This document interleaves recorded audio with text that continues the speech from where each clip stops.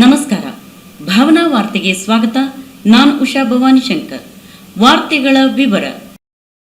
ಮನೆಯ ಕೆನೋಪಿಯಲ್ಲಿ ಆಯತಪ್ಪಿ ಬಿದ್ದು ಅಧಿಕ ರಕ್ತ ಸೋರಿಕೆಯಿಂದ ಆಸ್ಪತ್ರೆ ಸೇರಿದ್ದ ಯುವಕನೋರ್ವ ಭಟ್ಕಳ ಸರ್ಕಾರಿ ಆಸ್ಪತ್ರೆಯಲ್ಲಿ ಶುಕ್ರವಾರ ನಸುಕಿನ 1:30ಕ್ಕೆ ಮೃತಪಟ್ಟಿದ್ದು, ಮುರುಡೇಶ್ವರ ಠಾಣೆಯಲ್ಲಿ ಪ್ರಕರಣ ದಾಖಲಾಗಿದೆ. ಕುಮಟಾದ ಗಾಂಧಿನಗರದ ನಿವಾಸಿ ಅನೂಪ್ ನಾಗೇಶ್ ಶೆಟ್ಟಿ ಮೃತ ಯುವಕ. ಇವರು ಭಟ್ಕಳದ ಸರ್ವೆ ಕಚೇರಿಯಲ್ಲಿ ಸರ್ವೇಯರ್ ಆಗಿ ವೃತ್ತಿ ಮಾಡುತ್ತಿದ್ದರು. ಹೆಂಡತಿ ಮಕ್ಕಳೊಂದಿಗೆ ಮುರುಡೇಶ್ವರದ ಸಣ್ಬಾವಿಯ ಬಳಿಯಲ್ಲಿ ಬಾಡಿಗೆ ಮನೆಯಲ್ಲಿ ವಾಸಿಸುತ್ತಿದ್ದರು. ಗುರುವಾರ ರಾತ್ರಿ 10ರ ಸುಮಾರಿಗೆ ವಾಸವಿದ್ದ ಬಾಡಿಗೆ ಮನೆಯ ಕೆನೋಪಿಯಲ್ಲಿ ಆಯತಪ್ಪಿ ಮನೆಯ ಮುಂಬದಿಯ ಕಿಟಕಿಯ ಮೇಲೆ ಕೈ ಊರಿ ಗಾಜಿನ ಮೇಲೆ ಬಿದ್ದ ಪರಿಣಾಮ ಆತನ ಬಲಗೈ ಮುಂಗೈ ಮೇಲಿನ ರಕ್ತನಾಳಕ್ಕೆ ಗಾಯವಾಗಿ ರಕ್ತಸ್ರಾವವಾಗಿದೆ. ಭಟ್ಕಳ ಸರ್ಕಾರಿ ಆಸ್ಪತ್ರೆಗೆ ಸೇರಿಸಿದ್ದು, ವಿಪರೀತ ರಕ್ತಸ್ರಾವವಾಗಿ ಶುಕ್ರವಾರ ನಸುಕಿನ ಜಾವ ಮೃತಪಟ್ಟಿದ್ದಾರೆ. ಈ ಕುರಿತು ಮೃತರ ತಂದೆ ನಾಗೇಶ್ ಶೆಟ್ಟಿ ಮುರುಡೇಶ್ವರ ಠಾಣೆಯಲ್ಲಿ ಪ್ರಕರಣ ದಾಖಲಿಸಿದ್ದಾರೆ. ಬೈಂದೂರು ವ್ಯವಸಾಯ ಸೇವಾ ಸಹಕಾರಿ ಸಂಘಕ್ಕೆ ಗುರುವಾರ ನಡೆದ ಚುನಾವಣೆಯಲ್ಲಿ ಹಾಲಿ ಅಧ್ಯಕ್ಷ ಟಿ ನಾರಾಯಣ ಹೆಗಡೆ ನೇತೃತ್ವದಲ್ಲಿ ಕಾಂಗ್ರೆಸ್ ಪಕ್ಷದ ಬೆಂಬಲಿತರು ಹಾಗೂ ಸಮನ್ವಯ ಸಹಕಾರಿ ಬಳಗ ಎಲ್ಲಾ 13 ಸ್ಥಾನಗಳನ್ನು ಗೆದ್ದು ಮೇಲುಗೈ ಸಾಧಿಸಿದ್ದಾರೆ. ಸಾಮಾನ್ಯ ಕ್ಷೇತ್ರದಿಂದ T Narayana Hegde, MH Gurudath, Nagaraj Shetty Nakatte, Arun Kumar Shirur, Vasanth Kumar Shetty Karikatte, Sasihithlu Venkata Poojary, D Sadashiv Sherugar, ಹಿರಿಯ ದೇವಡಿಗ, ಪರಿಶಿಷ್ಟ ಪಂಗಡ ಕ್ಷೇತ್ರದಿಂದ ಶಂಕರ್ ನಾಯ್ಕ್, ಪರಿಶಿಷ್ಟ ಜಾತಿ ಕ್ಷೇತ್ರದಿಂದ ಸತೀಶ್ ಯಡ್ತರೆ, ಮಹಿಳಾ ಕ್ಷೇತ್ರದಿಂದ ಜ್ಯೋತಿ ಪೂಜಾರಿ, ಎಚ್ ವಿಜಯ ಶೇರುಗಾರ್ ಬಹುಮತದಿಂದ ಆಯ್ಕೆಯಾಗಿದ್ದಾರೆ. ಯಡ್ತರೆ ಬಂಟರ ಭವನದಲ್ಲಿ ಸಂಘದ ಚುನಾವಣೆ ನಡೆದಿದ್ದು, ಚುನಾವಣಾಧಿಕಾರಿ ಹಾಗೂ ಸಹಕಾರ ಅಭಿವೃದ್ಧಿ ಅಧಿಕಾರಿ ಸುನೀಲ್ ಕುಮಾರ್ ಸಿಎಂ ಚುನಾವಣೆಯನ್ನು ನಡೆಸಿಕೊಟ್ಟರು. ಕಾಂಗ್ರೆಸ್ ಹಾಗೂ ಬಿಜೆಪಿ ಬೆಂಬಲಿತ ಅಭ್ಯರ್ಥಿಗಳು ಚುನಾವಣೆಯಲ್ಲಿ ಬಹುಪಾಲು ಸ್ಪರ್ಧಿಸಿದ್ದರಿಂದ ಎರಡು ಪಕ್ಷದ ಅಧ್ಯಕ್ಷರುಗಳು ಬೈಂದೂರು ಶಾಸಕ ಗುರುರಾಜ್ ಶೆಟ್ಟಿ ಗಂಟಿಹೊಳೆ, ಮಾಜಿ ಶಾಸಕ ಕೆ ಗೋಪಾಲ್ ಪೂಜಾರಿ, ಕೊಲ್ಲೂರು ಮೂಕಾಂಬಿಕಾ ದೇವಸ್ಥಾನದ ವ್ಯವಸ್ಥಾಪನಾ ಸಮಿತಿಯ ಅಧ್ಯಕ್ಷ ಕೆ ಬಾಬು ಹೆಗಡೆ ಸೇರಿದಂತೆ ರಾಜಕೀಯ ಮುಖಂಡರು ಚುನಾವಣಾ ಸಂದರ್ಭದಲ್ಲಿ ಇದ್ದರು. ಚುನಾವಣೆಯ ಮತ ಎಣಿಕೆ ನಂತರ ಗೆದ್ದ ಅಭ್ಯರ್ಥಿಗಳ ಪಟ್ಟಿ ಬಿಡುಗಡೆಯ ಬಳಿಕ ಕಾಂಗ್ರೆಸ್ ಪಕ್ಷದ ಮುಖಂಡರು ಹಾಗೂ ಕಾರ್ಯಕರ್ತರು ಪಟಾಕಿ ಸಿಡಿಸಿ ಸಂಭ್ರಮಾಚರಣೆಗೈದರು. ಭಾವನಾ ಟಿವಿಗಾಗಿ ಎಚ್ ಸುಶಾಂತ್, ಬೈಂದೂರ್.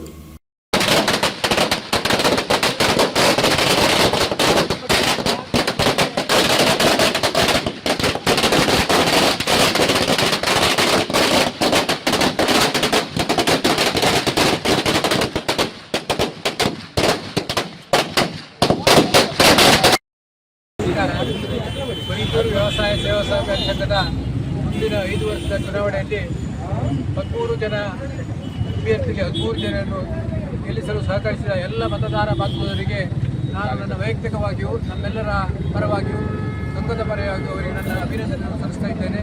ಹಾಗೂ ನಮ್ಮ ಎಲ್ಲರ ಪರವಾಗಿಯೂ ಅವರೆಲ್ಲರಿಗೂ ನನ್ನ ಅಭಿನಂದನೆ ಸಲ್ಲಿಸ್ತಾ ಇದ್ದೇನೆ. ಪ್ರತ್ಯಕ್ಷವಾಗಿ ಪರೋಕ್ಷವಾಗಿ ಸಹಕರಿಸಿದ ಎಲ್ಲರಿಗೂ ಕೂಡ ನಾನು ಅವರಿಗೆ ಅಭಿನಂದನೆಯನ್ನು ಸಲ್ಲಿಸ್ತಾ ಇದ್ದೇನೆ. ಹಾಗೂ ಗೋಪಾಲ್ ಪೂಜಾರಿ ಅವರಿಗೂ ಹಾಗೂ ಬಾಬು ಶೆಟ್ಟಿಗೂ ಹಾಗೂ ಸಹಕರಿಸಿದ ಎಲ್ಲರಿಗೂ ಕೂಡ ನಾನು ಅಭಿನಂದನೆ ಸಲ್ಲಿಸ್ತಾ ಇದ್ದೇನೆ.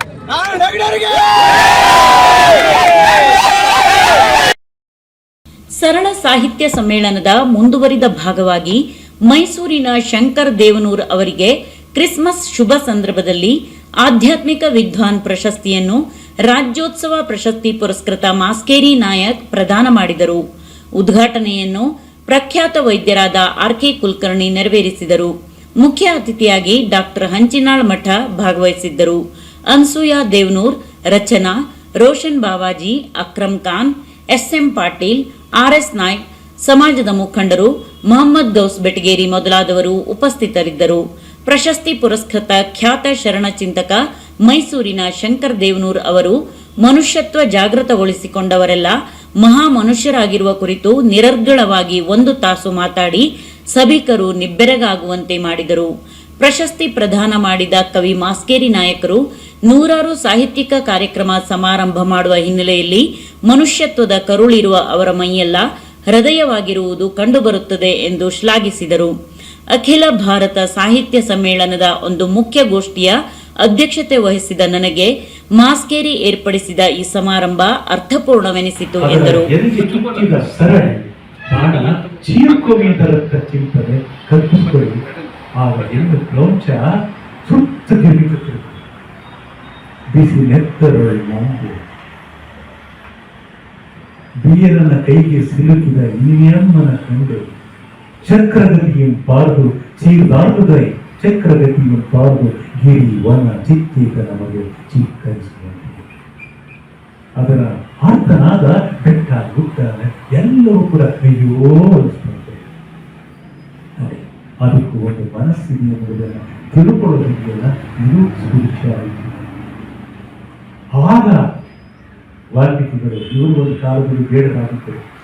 ಅವನಿಗೆ ಹೇಳ್ತಾನೆ, ಕರಗಿದಂತೆ ಕರುಳು ಮುನಿಗೆ ಕಂಬನಿ ಹೋಗಿ. ಇದನ್ನು ದೃಶ್ಯವನ್ನು ನೋಡಿ ಆ ಋಷಿಗೆ ಕರುಳು ಕರುತ್ತಂತೆ. ಕಲ್ಪಿಸ್ಕೊಂಡಿದೆ, ಕರುತ್ತಂತೆ. ಅವನಿಗೆ ಹೇಳ್ತಾರೆ, ಬೇಡಪ್ಪ ಬೇಡ, ಮಾನ್ ನಿಷಾದ ನಿಮ್ಮ ಕೊಲೆ ಸಾಲು ಮೌಲ್ಯ ಬೇಡಪ್ಪ. ಕೊಲೆಗಳ ಸರಣಿಯನ್ನು ನೀನು ಯಾಕೆ ಮಾಡ್ತಾ ಇದೀಯಾ? ಯಾಕೆ ಮಾಡ್ತಾ ಇದೀಯಾ? ಈ ಸುದ್ದಿ ಹುಟ್ಟಿದಂತಹ ಈ ಗಿರಿ ಬೆಟ್ಟಗಳು ಒಂದು ನಾಣದಲ್ಲಿ ಇವೆ. ನೀನು ಅಪಶ್ರುತಿಯನ್ನು ಒಪ್ಪಿದೆಯಲ್ಲ. ನಾನೂ ಕೂಡ ಒಂದು ಕಾಲದಲ್ಲಿ ಕೊಲೆಯ ಕಲೆಯಲ್ಲಿ ಕೋವಿದನಾಗಿ ಒಪ್ಪಿದ್ದೆ ಬರೆದಿದ್ದೆ. ಕುರುಕುವ ಪದಗಳ ಬಳಕೆ ನೋಡಿ, ಕೊಲೆಯನ್ನದನ್ನ ಕಲೆ ಅಂತ ತಿಳ್ಕೊಂಡ ನಾವು. ಅದಕ್ಕೆ ನಾನು ಹೇಳ್ತಾ ಇದ್ದೀನಿ, ನಾವು ಕೊರಳ ಧ್ವನಿಗಳಾಗಬಾರದು, ಕರುಳ ಧ್ವನಿಗಳಾಗಬೇಕು. ಅಲ್ಲಿ ಪವಿತ್ರ ಸಂಬಂಧ. ಅವರಿಗೆ ಅಹಿಂಸೆಯ ರುಚಿಯಲ್ಲಿತ್ತು. ಪಾನಿಪುರಿ ಎಲ್ಲ, ಗೋಬಿ ಮಂಚೂರಿ ಎಲ್ಲ ಅಹಿಂಸೆಯ ರುಚಿಯಾಗಬೇಕು. ನಮಗೆ ತತ್ವವೇ ರುಚಿಯಾಗಬೇಕು, ಮೌಲ್ಯಗಳೇ ಸಂಪತ್ತಾಗಬೇಕು. ಇದು ಜೀವನ. ಒಂದಿಷ್ಟು ಬೆಳಕನ್ನು ಬೇಕು. ಅವನನ್ನ ಮನ ಪರಿವರ್ತಿಸಿ ಅವರು ಸ್ನಾನ ಮಾಡಕ್ಕೆ ಹೋದಂಥವರು ಆ ತಾಮಸ ನದಿಯ ನೀರನ್ನು ತೆಗೆದುಕೊಂಡು ಆ ಬಾಣವನ್ನು ತೆಗೆದು ಅದಕ್ಕೆ ಪ್ರವಂಶಿಸಿ ಅವೆರಡನ್ನು ಹಾರಿಬಿಡ್ತಾರೆ. ಆಗ ಇಡೀ ಬೆಟ್ಟ ಗುಡ್ಡಗಳು ನಡೀತವೆ. ಇದರ ಅರ್ಥ ನಾನು ಸಂತೋಷವಾಗಿದ್ದರೆ ಜಗತ್ತೆಲ್ಲವೂ ಸಂತೋಷವಾಗುತ್ತೆ. ಪರಹಿತಕ್ಕಾಗಿ ನಾವು ಬರೀ ಪರಹಿತಕ್ಕೆ ಜೀವನ ಆಗಬೇಕಾಗಿದೆ. ಪರಹಿತದಲ್ಲಿ ಶಾಂತಿಯಾಗಬೇಕಾಗಿದೆ. ಇದು ಜೀವನದ ತತ್ವ, ಜೀವನದ ರಹಸ್ಯ ಕೂಡ. ಇದನ್ನು ನಾವು ಬೆಳೆಸ್ಕೊಳ್ತಾ, ಇದನ್ನು ಮುಂದುವರಿಸ್ಕೊಳ್ತಾ ಒಂದಿಷ್ಟು ಶಾಂತಿ ಸಮಾಧಾನಗಳನ್ನು ನಾವು ಪಡ್ಕೋಬೇಕಾಗಿದೆ. ಇದು ಜೀವನ. ನಾವು ಬಂದಿರುವುದು ಈ ವಿಶ್ವವೆಂಬ ವಿಶಾಲ ವೃಕ್ಷದಲ್ಲಿ ನನ್ನ ಪಾತ್ರ ಒಂದು ಪುಟ್ಟ ಬೆಳೆ, ತರಗೆಲೆ. ಹಸಿರಾಗಿದ್ದು ತರಗೆಲೆಯಾಗ್ತದೆ. ಗಿಡನೂ ಕೂಡ ಇಟ್ಕೊಳ್ಳಲ್ಲ. ಹಸಿರಿದ್ದರೆ ಮಾತ್ರ ಇಟ್ಕೋತದೆ. ವಿಶ್ಲೇಷಣೆ ಕ್ರಿಯೆಯಿಂದ ಹರಿತನ ಮುಖಾಂತರ ಆಹಾರವನ್ನು ಸಂಗ್ರಹಿಸುವುದು ಹಸಿರಿನ ಎಲೆಯ ಪಾತ್ರ. ತರಗೆರೆ ಆಯಿತು ಅಂದರೆ ಗಿಡ ತಾನಾಗೆ ಉದುರಿಸ್ಬಿಡ್ತದೆ. ನಮ್ಮ ಬದುಕು ಸಮಾಜ ನಮ್ಮನ್ನು ಉದುರಿಸೋಂಗೆ ಆಗಬಾರ್ದು, ನಮ್ಮನ್ನು ಅಪ್ಪುಗಳನ್ನು ಆಗಬೇಕು. ಇದು ಜೀವನ. ಇದನ್ನು ಹೀಗೆ ಇರುತ್ತೆ. ಬಿಡದಲ್ಲ ಬೇರಲ್ಲ, ಮುಂದ ಕಾಂಡಗಳಲ್ಲ, ಕಾಯಿ ಹಣ್ಣಲ್ಲ, ಎಲೆಯೊಳು ನೀನೊಂದು ಎಲೆ ತಿಳಿದವನು ನೆರವಾದ. ನಿನ್ನ ಪಾತ್ರ ಎಷ್ಟು ಕೊಟ್ಟು ಅಷ್ಟು ತೆರಳಬೇಕಾಗಿದೆ ನಮ್ಮ ಜೀವನ. ನಾವು ಎಲೆಗಳು ಮರದಂತೆ ಬದುಕಬೇಕು. ಮರ ಅದಕ್ಕೆ ಶಿವಶಂಕರ್ ಅವರು ಬರೀತಾರೆ, 16 ವರ್ಷ ನೆರಳಾಗಿ ನಿಂತ ಮರ ತೊರೆಯಾಗಿ ಉಳಿಯುವುದು 106 ವರ್ಷ. 106 ವರ್ಷ ಆಡಿದ ಅರಸ ಉಳಿಯಲಿಲ್ಲ 100 ದಿವಸ. ಇಷ್ಟೇ ನಮ್ಮ ಜೀವನ. ನಮ್ಮ ಬದುಕು ಪರವನ್ನು ಅರಳಿಸುವಂತಾಗಬೇಕು, ನರಳಿಸುವಂತಾಗಬಾರದು, ಕೆರಳಿಸುವಂತಾಗಬಾರದು. ನಮ್ಮ ಬದುಕು ಒಂದಿಷ್ಟು ಪ್ರೀತಿ ಅಂತಃಕರಣವನ್ನು ಬಿಟ್ಟು ನಮ್ಮ ಪಾತ್ರಗಳಿಗೆ ನಾವು ಕೆರಳೋಣ ಅಂತ ಹೇಳ್ತಾ, ನಮ್ಮ ನಾಯಕರು ತುಂಬ ನಮ್ಮ ಬಗ್ಗೆ ಪ್ರೀತಿಯನ್ನು ಇಟ್ಕೊಂಡಂಥವರು ಭಾರತೀಯರು ಅಷ್ಟೇ. ಅವರು ನಾವು ಒಂದು ರೀತಿ ಅಣ್ಣ ಸಹೋದರ ಸ್ವರೂಪ. ನನ್ನ ತಾಯಿಯವರು ಕೂಡ ಅವರು ಮನೆಗೆ ಬಂದಿದ್ದರು. ಇದು ನನ್ನ ಪುಟ್ಟ ಕಂದ ಇನ್ನು ಹೋಗು. ಈಗ ನೀವು ನೋಡಿದ್ರೆ ಅವಳು PUC ಎನ್ಬೋದು, ಅವಳು BE ಸಿವಿಲ್ನ ಮುಗಿಸಿ MTech ಪರಿಸರವನ್ನು ಮುಗಿಸಿ ಈಗ ಅದರಲ್ಲಿ PhD ಪರಿಸರದಲ್ಲಿ ಮಾಡ್ತಾ ಇದ್ದಾರೆ. ಆಲ್ ಇಂಡಿಯಾ ರ್ಯಾಂಕ್ ಅಲ್ಲಿ ಗೇಟಲ್ಲಿ ಅವರು 25 ಲಕ್ಷ ಜನರಲ್ಲಿ 40ನೇ ಸ್ಥಾನವನ್ನು ಪಡ್ಕೊಂಡು ಹೋಗ್ತಾರೆ. ಒಳ್ಳೆಯ ವೀಣೆಯನ್ನು ನುಡಿಸ್ತಾರೆ. ಮಗ ಒಬ್ಬ ಆಕಾಶವಾಣಿಯಲ್ಲಿ ಉದ್ಘೋಷಕನಾಗಿ ವಾರ್ತೆಗಳನ್ನು ಬೆಂಗಳೂರು ಆಕಾಶವಾಣಿಯಿದ್ದಾನೆ, ಶ್ರೇಯಸ್ ದೇವನೂರು ಅಂತ. ನೀವೆಲ್ಲ ನೋಡಿರ್ಬೋದು. ಬಾರಿಸು ಕನ್ನಡ ಹಿಂದಿಮವ ಅನ್ನುವಂಥ ಒಂದು ನಮ್ಮ ಮೈಸೂರಿನ ಒಂದು ಚಿಕ್ಕ ಗಡಿಯಾರದ ಮುಂದೆ ಮಕ್ಕಳೆಲ್ಲ ಸೇರಿಕೊಂಡು ಒಂದು ಕನ್ನಡದ ಅಭಿಮಾನವನ್ನು ಮೂಡಿಸಿದ್ರು. ಆ ಗೀತೆ ನಿಮ್ಗೆ ಜನಪ್ರಿಯವಾಗಿದೆ. ಅದಕ್ಕೆ ಕೀಬೋರ್ಡ್ ಕೊಟ್ಟಂಥವನು ಅವನು ಕೀಬೋರ್ಡ್ ನುಡಿಸ್ತಾನೆ, ಇವಳು ವೀಣೆ ನುಡಿಸ್ತಾನೆ. ನಾನು ವಚನ ಜ್ಞಾನೇಂದ್ರ ಕೇಳುಗರಾಜನ ಮನೆಯವರಿದ್ದಾರೆ. ಬದುಕನ್ನು ಎಷ್ಟು ನಾವು ಸರಳೀಕರಣ ಮಾಡಿಕೊಂಡು ನಾದಮಯಗೊಳಿಸ್ಕೋತೀವೋ ಅದು ಆನಂದದ ಪ್ರತೀಕ ಅಂತ. ಗೊಂದಲಗಳನ್ನು ಬಿಟ್ಬಿಡೋಣ, ದ್ವೇಷಗಳನ್ನು ಬಿಟ್ಬಿಡೋಣ. ದ್ವೇಷ ಬಿಟ್ಟು ಜೀವ ಪರ ಬದುಕಿ ಕೊಟ್ಟುಕೊಳ್ಳೋದಿದೆಯಲ್ಲ, ಇದು ನಿಜವಾದ ಜೀವನ, ನಿಜವಾದ ಶಾಂತಿ ಅಂತ ಹೇಳ್ತಾ ಹೇಳ್ತಾರಲ್ಲ, ಎದ್ದೆದ್ದು ಬೀಳುತ್ತೀವಿ, ಗುದ್ದಾಡಿಸೋರುತ್ತೀವಿ, ಗದ್ದಲವ ತುಂಬಿ ಪ್ರಸಿದ್ಧರಾಗುತ್ತೀವಿ ಎಂದು ದಾರಿ ಇಷ್ಟ. ನಾನು ಆತ್ಮೋದ್ಧಾರಣ, ಆತ್ಮ ಸುಖವೇ ನಿಜದ ಸುಖ. ಒಬ್ಬ ಕವಿಗೆ ಇರಬೇಕಾದದ್ದು ಆತ್ಮ ಸುಖ. ಅದಕ್ಕಾಗಿ ನಾಯಕರ ಕವಿತೆಗಳೆಲ್ಲವೂ ಕೂಡ ಮನಸ್ಸಿಗೆ ಬಿಡ್ತಾರೆ. ಶಿವಪ್ಪವರು ಬರೀತಾರೆ ಅಂತಾರೆ, ಕವಿ ಏನು? ಕವಿ ಋಷಿಯಾಗಲಿ, ಕವಿ ಧ್ಯಾನಿಯಾಗಲಿ, ಉದ್ವೇಗ ಉಬ್ಬಸಕ್ಕೆ ಒಲಿದು ನಿಲ್ಲದು ಕವಿ. ಉದ್ವೇಗದ ಉಬ್ಬಸಕ್ಕೆ ಒಲಿದು ನಿಲ್ಲದು ಕವಿ. ಶಾಂತ ಮನದಾಶಯದ ಸಂಗೀತ ಕಾವ್ಯ. ಹೂಹರಳಿ ಬಿರಿದಂತೆ ತಂಪೆರದರದು ಕವಿತೆ, ಸತ್ಕವಿತೆ ಋಷಿ ಭಾವ ಮತ್ತು ರಾಮ. ಕಾವ್ಯ ಒಳ್ಳೆಯದಾಗಿ ಬರಬೇಕು. ಇದನ್ನೇ ಸಂಸ್ಕೃತದಲ್ಲಿ ನಾ ಋಷಿ ಕತೆ ಕಾವ್ಯ. ಋಷಿಯಾಗದವನು ಕವಿಯಾಗಕ್ಕಾಗಲ್ಲ. ನಿರುಪಮಾ ನಾಯಕ್ ಸ್ವಾಗತಿಸಿದರು. ಶಿಕ್ಷಕಿ ನಂದಿನಿ ನಾಯಕ್ ಸುಂದರವಾಗಿ ನಿರೂಪಿಸಿದರು. ಇದೇ ಸಂದರ್ಭದಲ್ಲಿ ಸುನೀಲ್ ಮತ್ತು ಪಲ್ಲವಿ ಯರಗಟ್ಟಿ ದಂಪತಿಗಳನ್ನು ಮತ್ತು ಖ್ಯಾತ ಕೊಳಲು ವಾದಕ ಚೈತಾ ಅವರನ್ನು ಸನ್ಮಾನಿಸಲಾಯಿತು. ಕೃಷ್ಣ ಪದಕಿ ಅವರು ಶುಭ ಕೋರಿದರು. ಮಾಸ್ಕೇರಿ ನಾಯಕ್ ಪ್ರಾಸ್ತಾವಿಕ ನುಡಿಗಳನ್ನಾಡಿದರು. ಸಮಾರಂಭದಲ್ಲಿ ನ್ಯಾಯವಾದಿ ಆರ್ವಿ ಗಡಪ್ಪನವರ್ ವಂದಿಸಿದರು. ಭಾಗವಹಿಸಿದ ಪ್ರತಿಯೊಬ್ಬ ಮಹನೀಯರು ದೇವನೂರು ಅವರ ಮಾತಿನಿಂದ ಪ್ರಭಾವಿತರಾದರು. ಈಗ ಒಂದು ಚಿಕ್ಕ ವಿರಾಮ. ವಿರಾಮದ ನಂತರ ಭಾವನಾ ವಾರ್ತೆ ಮುಂದುವರಿಯುತ್ತದೆ. ಭಟ್ಕಳ ತಾಲೂಕಿನ ಶಿರಾಲಿ ಸಾರದಹೊಳೆಯ ಶ್ರೀ ಹಳೆಕೋಟೆ ಹನುಮಂತ ದೇವಸ್ಥಾನದಲ್ಲಿ 3ನೇ ವರ್ಷದ ಧನುರ್ಮಾಸ ಕಾರ್ಯಕ್ರಮ ಡಿಸೆಂಬರ್ 16ರಿಂದ ಪ್ರಾರಂಭವಾಗಿ ಜನವರಿ 14ರಂದು ಮುಕ್ತಾಯಗೊಳ್ಳಲಿದೆ. ಪ್ರತಿದಿನ ಬೆಳಿಗ್ಗೆ 3:30ರಿಂದ ಭಜನಾ ಕಾರ್ಯಕ್ರಮ ಪ್ರಾರಂಭವಾಗಿ 4 ಗಂಟೆಯಿಂದ ಅಭಿಷೇಕ ನಡೆಯಲಿದೆ. 5:15ಕ್ಕೆ ಮಹಾಮಂಗಳಾರತಿ ನಡೆದು 5:30ಕ್ಕೆ ಧನುರ್ಮಾಸ ಪೂಜಾ ಕಾರ್ಯಕ್ರಮ ಮುಗಿಯಲಿದೆ. ಭಕ್ತಾದಿಗಳು ಹೆಚ್ಚಿನ ಸಂಖ್ಯೆಯಲ್ಲಿ ಧನುರ್ಮಾಸ ಪೂಜಾ ಕಾರ್ಯಕ್ರಮದಲ್ಲಿ ಭಾಗವಹಿಸಿ ದೇವರ ಕೃಪೆಗೆ ಪಾತ್ರರಾಗಬೇಕಾಗಿ ವಿನಂತಿ. ಸರ್ವರಿಗೂ ಆದರದ ಸ್ವಾಗತ ಕೋರುವವರು ಮೊಕ್ತೇಸರರು, ಅಧ್ಯಕ್ಷರು ಹಾಗೂ ಸರ್ವ ಸದಸ್ಯರು.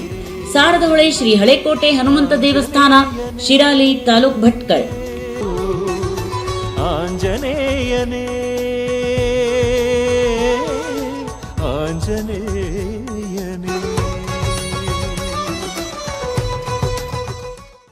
Nadeem jewellers, Aisha plaza, Bhatkal. ಕಳೆದ 25 ವರ್ಷಗಳಿಂದ ಗ್ರಾಹಕರ ಪ್ರಶಂಸೆಗೆ ಪಾತ್ರವಾದ ನದೀಮ್ ಜುವೆಲ್ಲರ್ಸ್ ಬೆಳ್ಳಿ ಮಹೋತ್ಸವವನ್ನು ಆಚರಿಸಿಕೊಂಡಿದೆ. ಈ ಶುಭ ಸಂದರ್ಭದಲ್ಲಿ ಗ್ರಾಹಕರಿಗೆ ಬಹುಮಾನ ಯೋಜನೆಯನ್ನು ಘೋಷಿಸಿ ಗ್ರಾಹಕರಿಂದ ಪ್ರಶಂಸೆ ಪಡೆದಿದೆ. ನಮ್ಮಲ್ಲಿ 916 ಹಾಲ್ಮಾರ್ಕ್ ಚಿನ್ನದ ಆಭರಣಗಳು ವಿವಿಧ ರೀತಿಯ ಹೊಸ ಡಿಸೈನ್ನಲ್ಲಿ ದೊರೆಯುತ್ತದೆ. ಬನ್ನಿ, ನಿಮಗಿಷ್ಟವಾದ ಆಭರಣ ಖರೀದಿಸಿ, ಧರಿಸಿ, ಸಂಭ್ರಮಿಸಿ.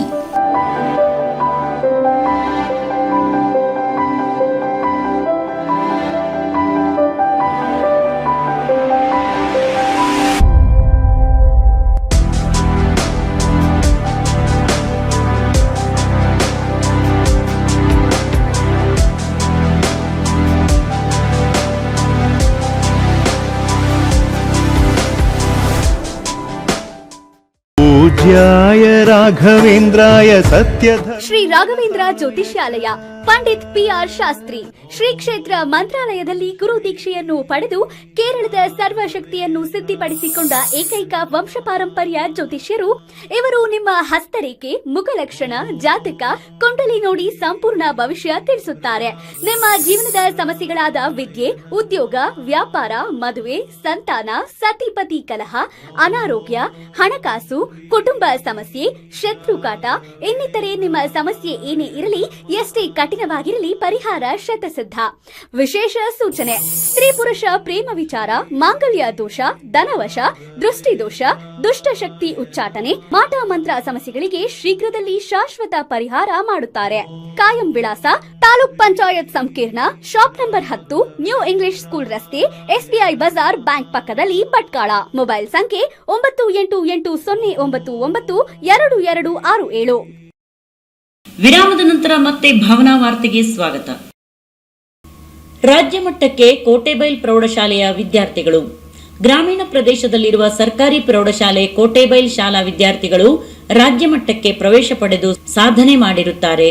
ಇತ್ತೀಚೆಗೆ ಭಟ್ಕಳದಲ್ಲಿ ನಡೆದ ಜಿಲ್ಲಾ ಮಟ್ಟದ ಪ್ರತಿಭಾ ಕಾರಂಜಿ ಸ್ಪರ್ಧೆಯಲ್ಲಿ ಮಿಮಿಕ್ರಿ ವಿಭಾಗದಲ್ಲಿ ಕುಮಾರ್ ನವೀನ್ ಗಣಪತಿಗೌಡ ಪ್ರಥಮ ಸ್ಥಾನ ಪಡೆದು ರಾಜ್ಯ ಮಟ್ಟಕ್ಕೆ ಆಯ್ಕೆಯಾಗಿರುತ್ತಾನೆ.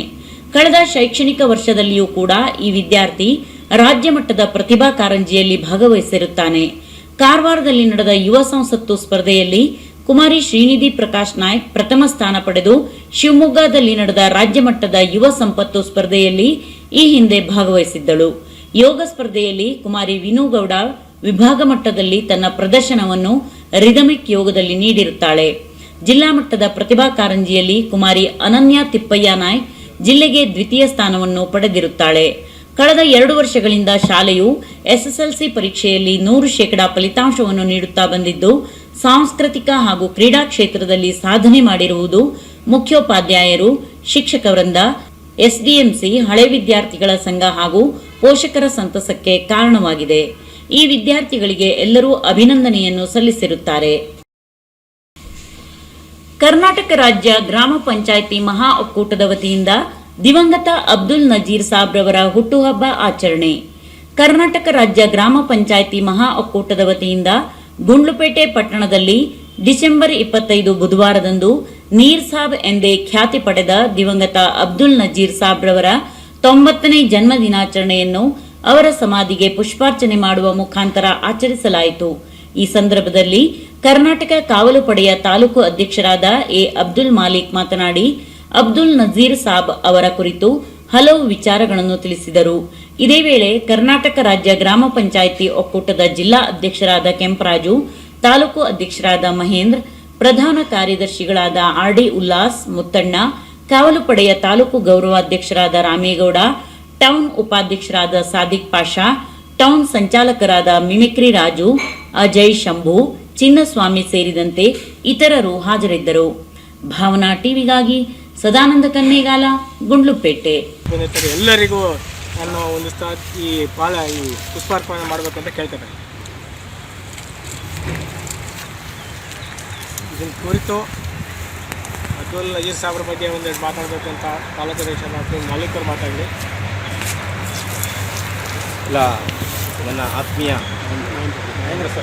ಬಂಧುಗಳೇ, ಗಣ್ಯ ವ್ಯಕ್ತಿಗಳೇ, ಈ ದಿನ ನೀರ್ ಸಾಬ್ ಎಂದೇ ಖ್ಯಾತಿಯಾಗಿರುವ ಗುಂಡ್ಲುಪೇಟೆಯ ಅಬ್ದುಲ್ ನಜೀರ್ ಸಾಬ್ ಅವರ ಜನ್ಮ ದಿನಾಚರಣೆ 25/12/1934 ಇಸ್ವಿಯಲ್ಲಿ ಇವರ ಜನನ ಆಯಿತು. ಅದೇ 25/10/1988 ಇಸ್ವಿಯಲ್ಲಿ ಅವರು ನಮ್ಮನ್ನು ಬಿಟ್ಟು ಮರೆಯಾದರು. ಅವರು ಕೊಟ್ಟಂತಹ ಈ ದೇಶಕ್ಕೆ ಕೊಟ್ಟಂತಹ ಕೊಡುಗೆಗಳು ಮಾತ್ರ ನಾವು ಎಂದಿಗೂ ಮರೆಯುವಂಗಿಲ್ಲ. ಇವತ್ತು ನಮ್ಮ ಉತ್ತರ ಕರ್ನಾಟಕ ಭಾಗದಲ್ಲಿ ಅವರ ಒಂದು ಭಾವಚಿತ್ರವನ್ನು ಇಟ್ಕೊಂಡು ಪ್ರತಿಯೊಬ್ಬರು ನೆನಪಿಸ್ಕೊಳ್ಳುವಂಥದ್ದು ನಾವು ನೋಡಿರುವಂಥದ್ದು. ಹಾಗಾಗಿ ಇಂತಹ ಮಹನೀಯರನ್ನು ಈ ದಿನ ನಾವು ನೆನಪಿಸ್ಕೋಬೇಕು ಅಂತ ಈ ಸಂದರ್ಭದಲ್ಲಿ ನಾನು ಹೇಳೋ ಮೂಲಕ ಅಬ್ದುಲ್ ನಜೀರ್ ಸಾಬ್ರವರ ಜನ್ಮ ದಿನಾಚರಣೆಯ ಶುಭಾಶಯಗಳನ್ನು ಹೇಳ್ತಾ ನನ್ನ ಮಾತನಾಡೋ ಅವಕಾಶ ಮಾಡ್ತಾ ತಮ್ಮೆಲ್ಲರಿಗೂ ಹೊಂದಿಸ್ತಾ ನನ್ನ ಮಾತನ್ನು ಮುಗಿಸ್ತೇನೆ. ಜೈ ಹಿಂದ್, ಜೈ ಕರ್ನಾಟಕ. ವೂಶು ಕ್ರೀಡೆ ರಾಷ್ಟ್ರಮಟ್ಟದಲ್ಲಿ ಬೆಳ್ಳಿ ಪದಕ ಮುಡಿಗೇರಿಸಿದ ಗುಂಡ್ಲುಪೇಟೆಯ ಮೋನಿಶಾ ಎಂ. ಗುಂಡ್ಲುಪೇಟೆ ಪಟ್ಟಣದ ಹೊಸೂರು ಬಡಾವಣೆಯ ಕುಮಾರಿ ಮೋನಿಶಾ ಎಂ ಅವರು ಪಂಜಾಬ್ನಲ್ಲಿ ನಡೆದ 24ನೇ ರಾಜ್ಯ ಓಶೋ ಸಬ್ ಜೂನಿಯರ್ 21 kg ವಿಭಾಗದ ರಾಷ್ಟ್ರೀಯ ಚಾಂಪಿಯನ್ಶಿಪ್ನಲ್ಲಿ ಬೆಳ್ಳಿ ಪದಕ ಮುಡಿಗೇರಿಸಿದ್ದಾರೆ. ಕುಮಾರಿ ಮೋನಿಶಾ ಎಂ ಅವರು ಈ ಹಿಂದೆ ಬಾಗಲಕೋಟೆಯಲ್ಲಿ ನಡೆದ ವೂಶು ಕ್ರೀಡೆಯಲ್ಲಿ ಚಿನ್ನದ ಪದಕ ಪಡೆದಿದ್ದರು.